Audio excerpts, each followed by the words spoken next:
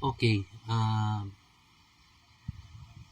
nagtaka ako dahil nanood ako ng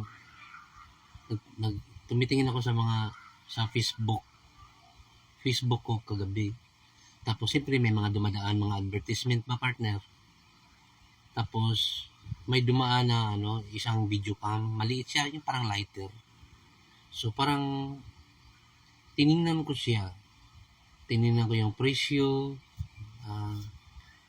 yung bang parang almost yung order na, pagkatapos parang lang makita mo yung price niya ba. Tapos umalis ako. Tapos gilike ko lang siya. Umalis ako. Pagkatapos wala akong ginawa. Tapos kanina nakita ko nasa timeline ko na, pagkatapos nandoon pa yung mukha ko. Para bang gi-post ko siya. Para bang gi-share ko siya, gi-post ko siya. Wala akong ginawa ang iba ha. Tapos ang hirap niya i-delete. Napaisip ako, ang galing naman ng programmer na to. Oo. Nagmukha ba na gi-post ko siya? Napagaling ng programmer nila. Panay kong delete, panay ilang beses ko siyang gi-delete. Kung ano-ano nang pinagpipindot ko para lang mawala siya doon sa timeline ko. Inisip ko lang kasi nakakainis. Tapos